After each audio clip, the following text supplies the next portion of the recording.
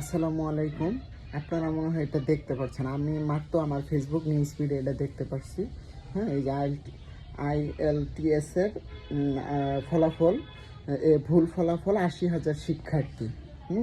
এটা মানে আপনারা অনেকেই দেখছেন, আমি তো মাত্র দেখলাম। তো সারাদিন এটা আমার চোখে পড়ে না। এটা অলরেডি আমাদের যে একটা সোসাইটিটা, এটা এই সোসাইটি গ্রুপে 4 ঘন্টা আগে পোস্ট করা হয়েছে এবং বড় বড় নিউজ ফিডে, নিউজ 24 আর অনেক অনেক নিউজ চ্যানেলগুলো এরা এটা প্রকাশ করছে। তো কি বলবেন এইবার?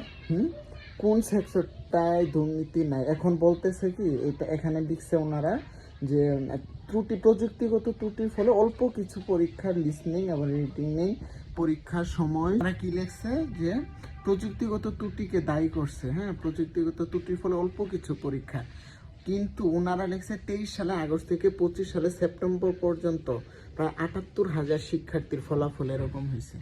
এখন ওই যে টাকা পয়সা দিয়া প্রশ্নপত্র কিনা রিচ কিড, পোস্ট পিপলের পোলাপানরা সারা বছর পড়াশোনা না কইরা বিদেশ পাঠাইছে।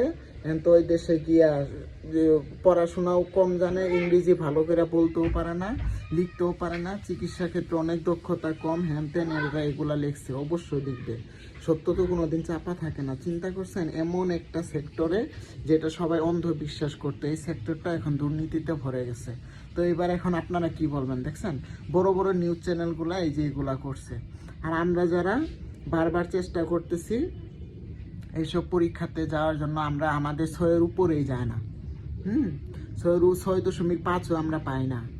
তো 30-40 হাজার টাকা করে দিয়ে পরীক্ষা দিয়া পাই না। আর ওরা অনেক পোলাপান দেখছি, অনেক কিচ্ছু পারে না, অথচ 9 পায়া 10 পায়া কানাডাতে, ওই সব দেশে, ইউরোপের দেশে চলে গেছে।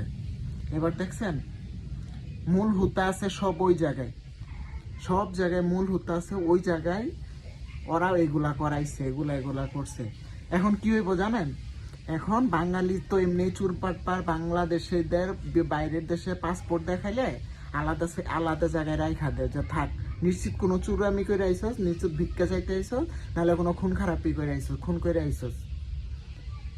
আর এই সেক্টর দিয়ে যারা যাইতো বলতো যে না মোটামুটি আছে একটু, এই সেক্টরটারও খাই দিছে। বড় বড় চ্যানেলগুলো এটা এই নিউজটা করছে, আমি তো একটু আগে দেখলাম। এই সেক্টরটাও খায়া দিতেছে। হ্যাঁ, এখন বিভিন্ন দেশের এই উন্নত দেশগুলা বাংলাদেশিদের শিক্ষার্থীদের কোনো সুযোগ দিবে না। এরা সব সেক্টরে দুর্নীতি, চুরি, বাটপারি আমরা বাঙালিরা আমরা খুব ভালো করে জানি। বাংলাদেশের পাসপোর্টের তো দাম নাই, বাঙালি তো এমনিই দেখতে